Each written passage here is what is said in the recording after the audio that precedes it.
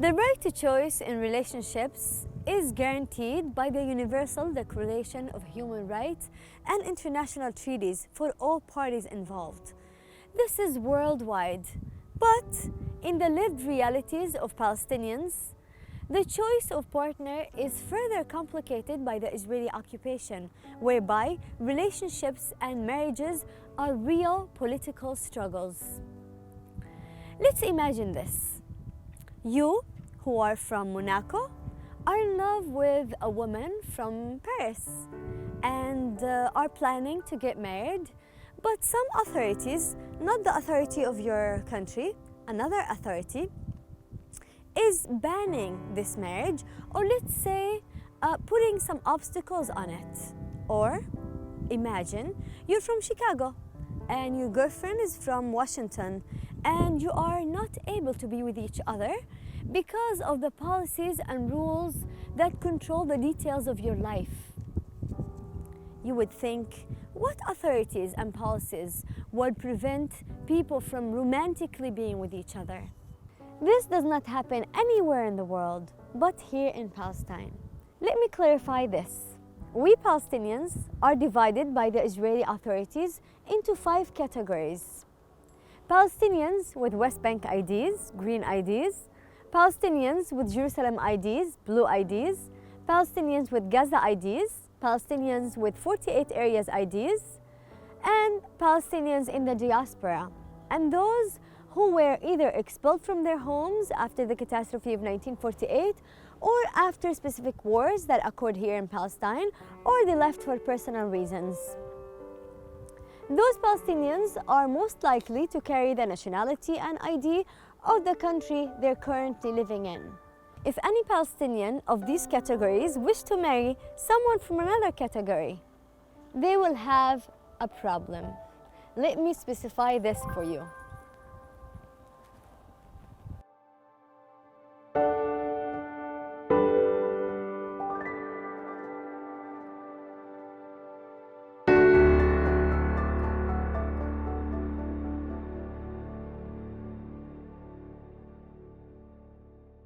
For example, if a man from Ramallah wanted to marry a woman from Jerusalem, they will be in trouble. And if a woman from Gaza wanted to marry a man from Bethlehem, for example, they will be in trouble. If a man from Haifa wanted to marry a woman from Nablus, they will have issues. If a Palestinian Lebanese wished to marry someone from the West Bank or Jerusalem, they will have issues also. Israel controls our life, even our romantic relationships. Israel can solve all our problems, but decides to make it even more complicated. One of the main issues that Palestinians out of these different categories would confront if they get married is that they cannot live as one family either in the West Bank, Gaza, or Jerusalem. The Israeli law prevents Palestinians who carry West Bank ID to live in Jerusalem and prevent Jerusalem ID holder to live in the West Bank. Historically, culturally, politically, and geographically, Palestinians who live in the West Bank and Gaza or in Israel belong to the same national community that was arbitrarily separated by the Green Line. This became the de facto border, later modified by the border represented by the separated wall since 2002. This resulted in further separation of Palestinians in those areas, especially those in East Jerusalem. Nevertheless, this did not prevent marriages across the Green Line, which continued after the construction of the separation wall. Israel's policies seriously violate the right to family life. This violation is embodied by 2 types of displaced families. In the first type, when one spouse holds a blue ID and the other holds a green ID, they cannot live together in Jerusalem. If the couple decides to live together in Jerusalem, the spouse without a blue ID fears deportation from the city. He or she hides himself or herself, not moving outside the home. Living illegally in without any rights or legal possibility to work.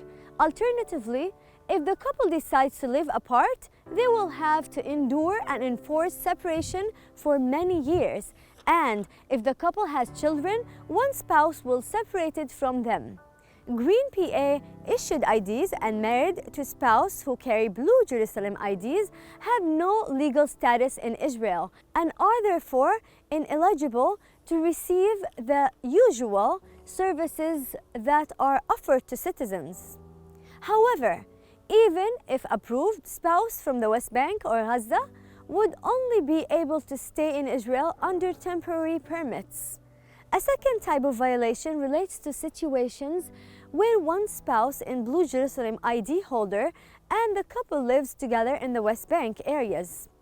In this case, the spouse holding the Blue ID risks losing residency status in Jerusalem, which will then temporarily disqualify him or her from submitting an application for family unification, as such applications can only be submitted after 2 years of living in Jerusalem. Family unification, which the Israeli authorities consider as a demographic and a security threat. That's why Israel froze this law in 2002 and is currently putting heavy restrictions on it.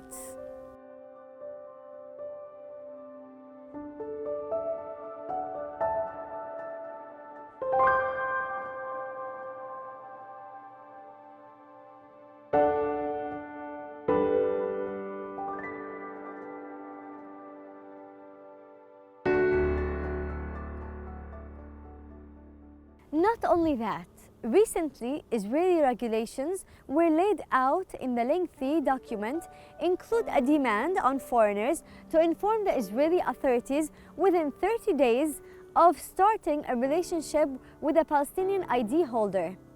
That means foreigners must tell the Israeli authorities if they fall in love with a Palestinian in the occupied West Bank.